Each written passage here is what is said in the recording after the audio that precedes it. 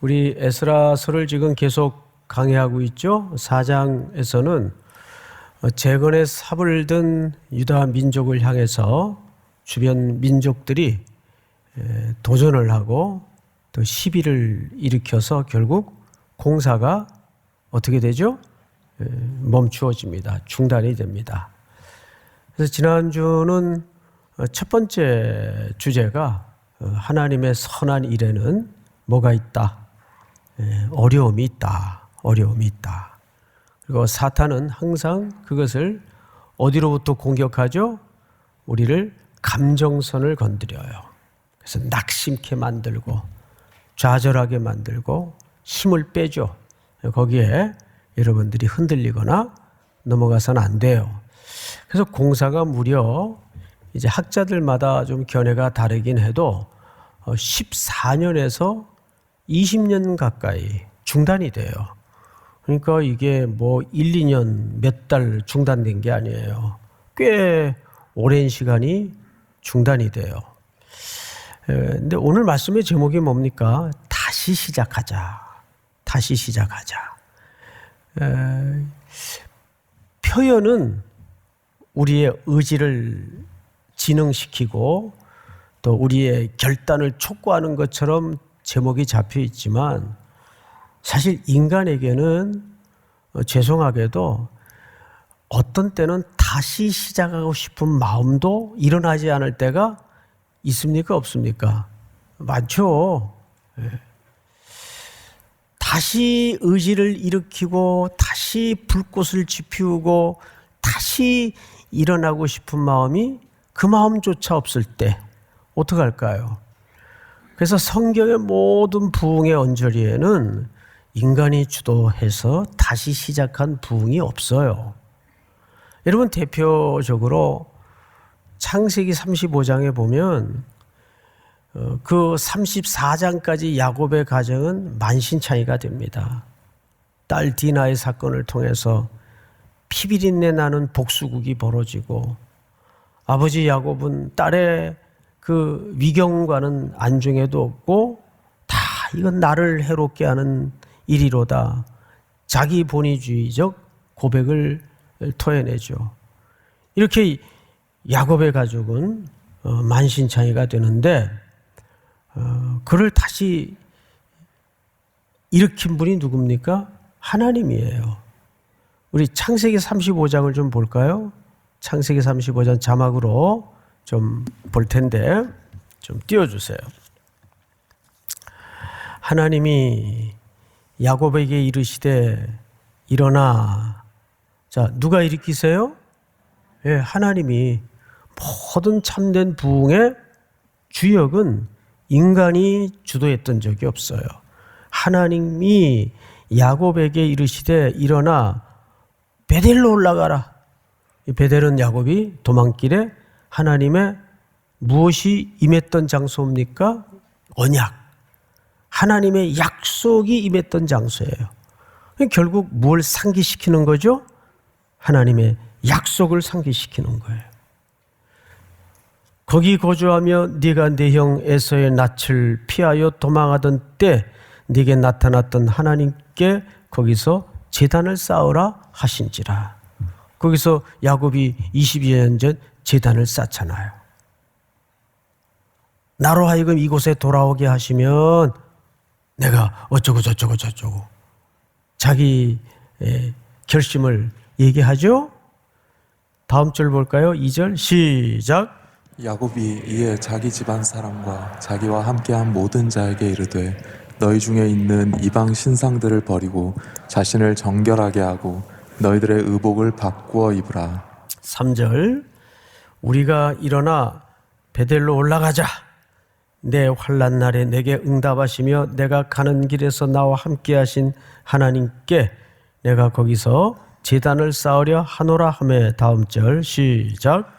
그들이 자기 손에 있는 모든 이방 신상들과 자기 귀에 있는 귀고리들을 야곱에게 주는지라. 야곱이 그것들을 세겜 근처 상수리 나무 아래에 묻고.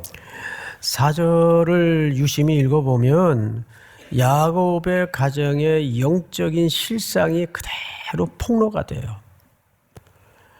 그들은 베델을 떠난 20년의 세월 동안 이방 지역에서 이방인들과 함께 이런 혼합주의적 종교에 심취해 있었어요.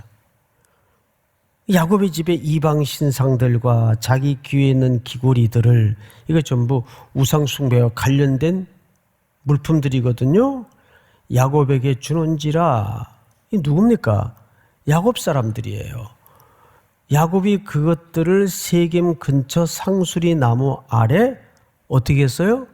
우리말에는 묻고 그랬는데, 이 타민이라는 말은 타만이라는 말은 사실 감추고 그 뜻이에요. 아직도 야곱스러워요.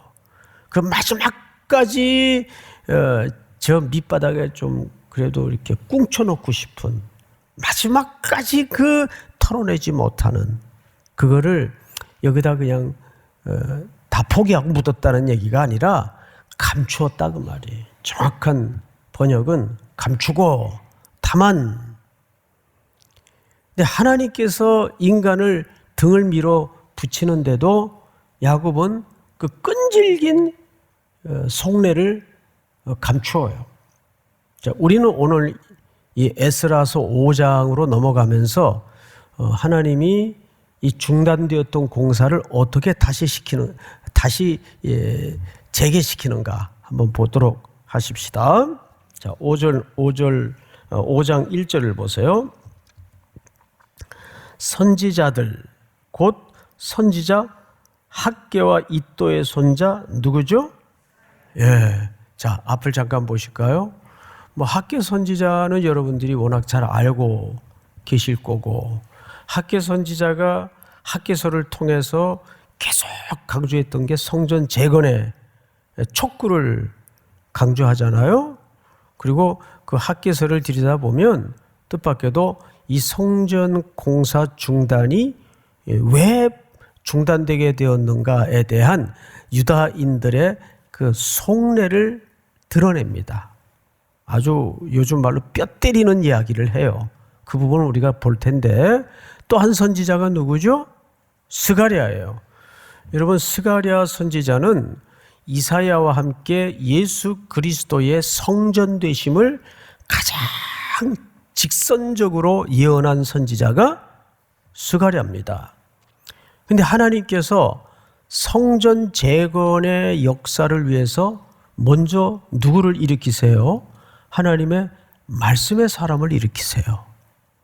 그러니까 하나님은 시대적 부흥을, 역사를 우리가 가만히 들여다보면, 우리 기독교 역사를 공부하잖아요. 들여다보면 틀림없이 그때마다 하나님의 말씀의 사람들을 미리 준비시키십니다. 로이드 존스라든지 조지 휘필드라든지 D.L. 모디라든지 이런 사람들이, 말씀에 사로잡혔던 사람들이 시대마다 준비되었기 때문에 그 당시에 피폐해가던 시대가 말씀으로 다시 불꽃을 지피는 하나님의 준비를 볼 수 있는 거예요. 근데 여기서도 틀림없이 지금 20년 가까이 중단되었던 이 성전 공사 재개를 위해서 하나님이 먼저 준비시킨 게 누구예요? 하나님의 말씀의 선지자들을 일으켰어요. 하나님은 그 시대를 위해서 먼저 준비하는 게 바로 주의 종들이에요.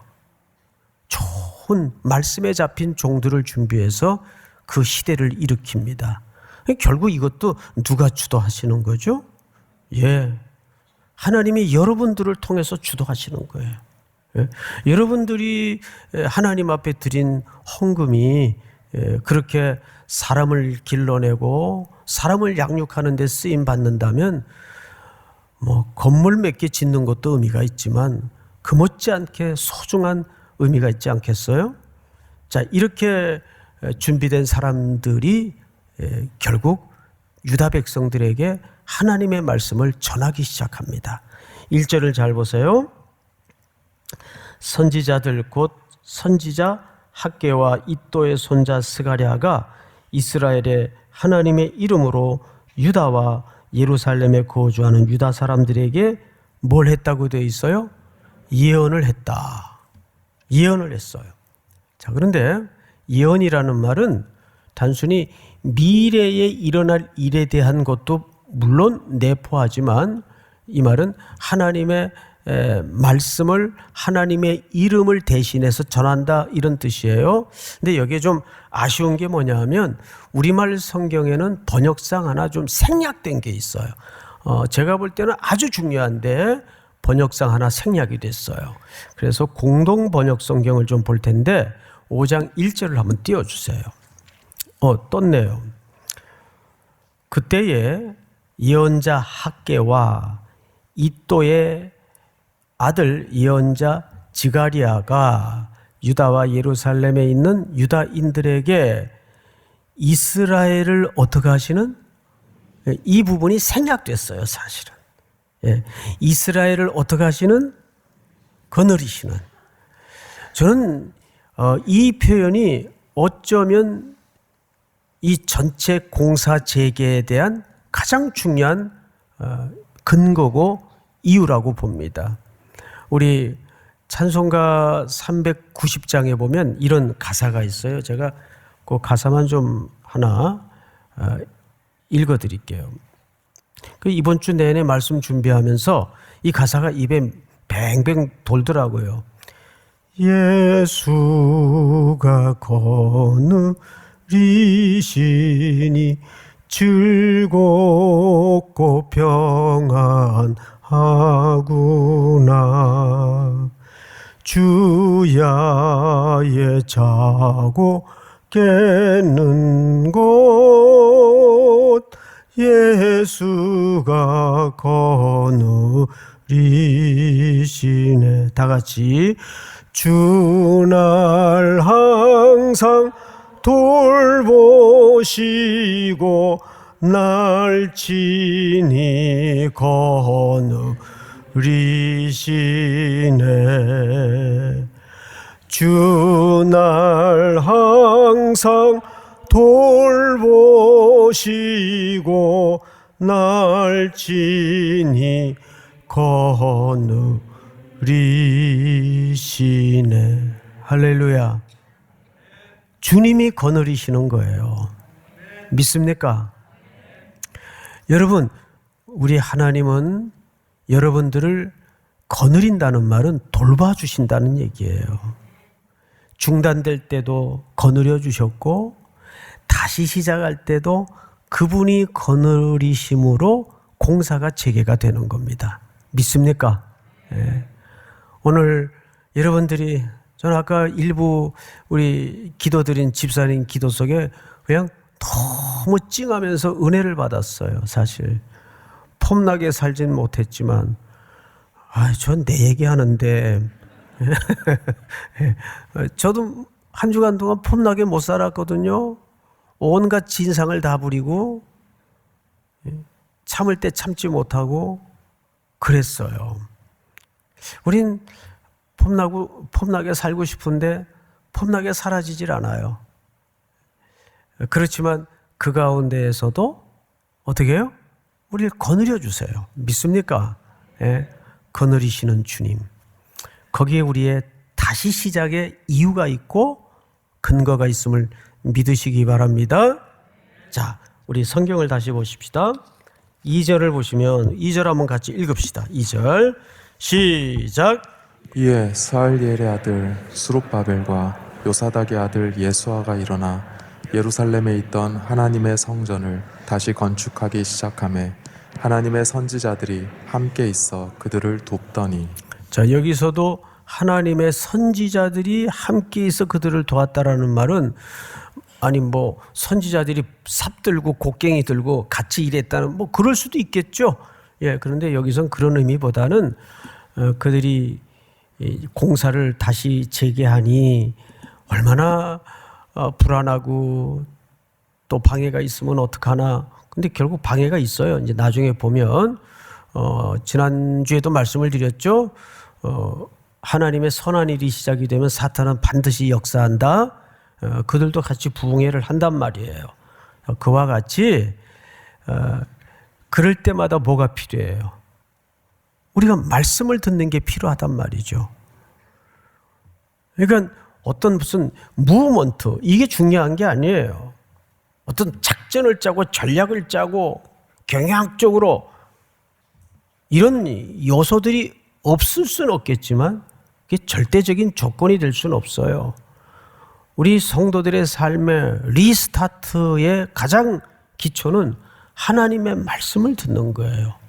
여기 선지자들이 함께 있어 그들을 도왔다라는 말은 뭘로 도왔겠어요?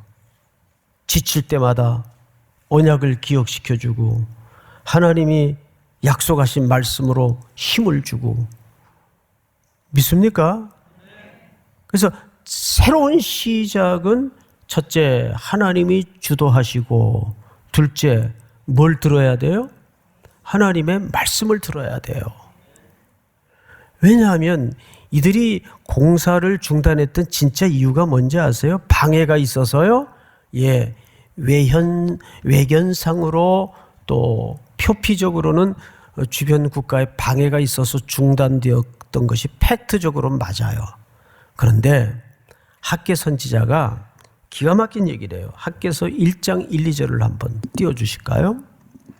학개 선지자가 하나님에 의해 일으켜져서 다리오 왕 제2년 6째 달 곧 그 달 초하루에 여호와의 말씀이 선지자 학개로 말미암아 스알디엘의 아들 유다 총독 스룹바벨과 여호사닥의 아들 대제사장 여호수아에게 임하니라. 이르시되, 다음 절 시작.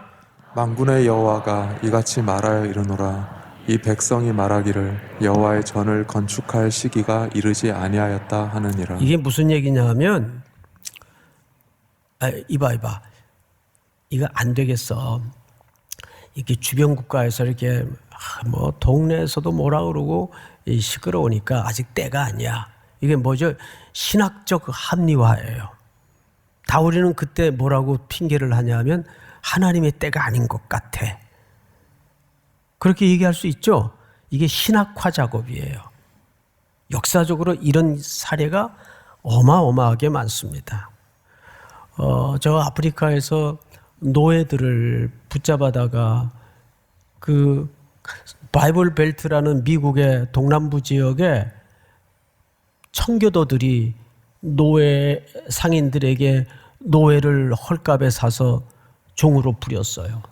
근데 이게 양심의 가책이 된단 말이에요. 그러니까 무슨 짓을 하냐 하면 한 신학자가 노예들은 하나님께서 우리에게 종으로 맡긴 함의 자손이다. 이 신학화 작업을 한 거예요. 그래서 좀 꺼림직하게 노예를 부렸던 것을 아주 떳떳하게 노예를 사고 팔고 부리기 시작했죠.